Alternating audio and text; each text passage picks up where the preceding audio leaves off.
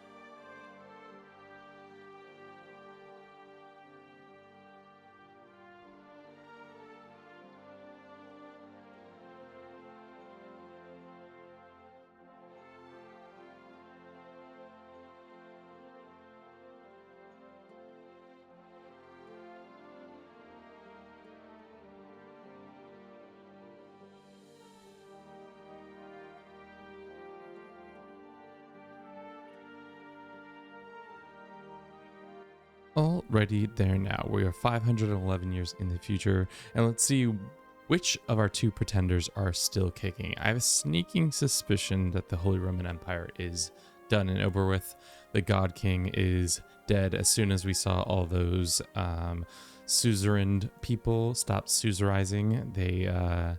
That is usually a giveaway when a leader has passed. During a tournament, imagine this poor sod who just accidentally, well, he seems like he died of typhus, and then accidentally kills one of the god kings of this world, and then sends the empire into a spiraling disaster which is insane.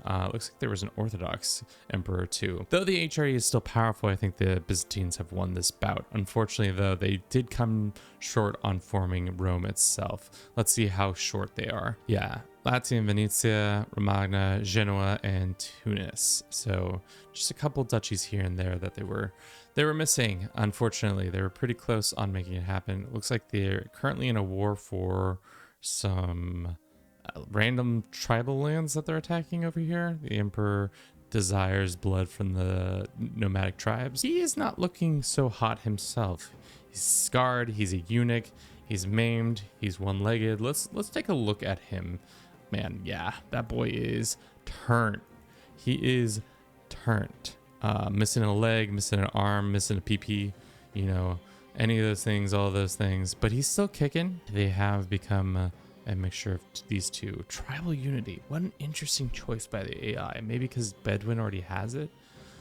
Such an interesting choice. I would have chosen literally any of like avid falconry, industrious, maybe any of those. I don't know when they did the cross, so maybe some of those didn't exist at that time. Yeah, they don't have the kingdom of Egypt.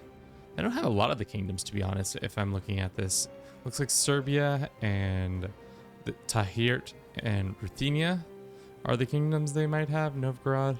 But for the most part, not a lot of kingdoms. Georgia, I guess, but they just, for whatever reason, didn't make a lot of kingdoms. Enough about that. Let's go to our progressions real quick.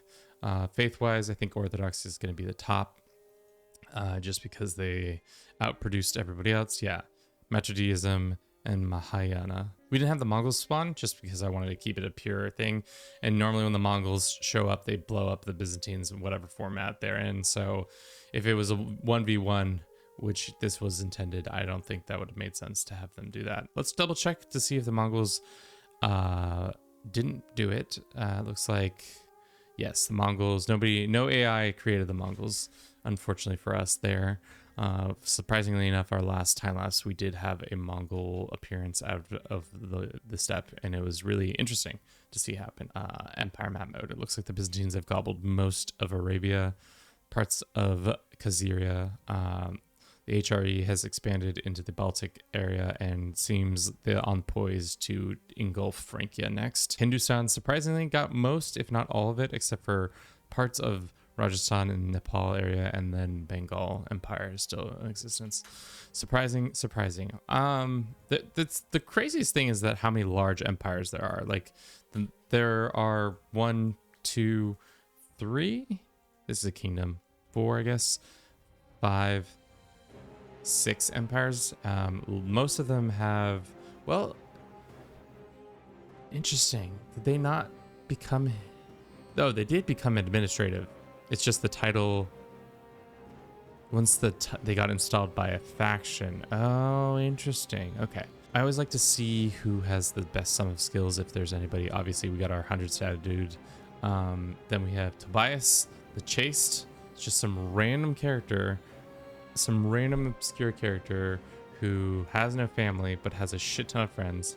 Is he a historical character? Nope, just a guy with a lot of stats. In general, I think if we kept running this eventually, he would probably die. But like the thing that happens is, though, with administrative especially, is you can't do a dissolution.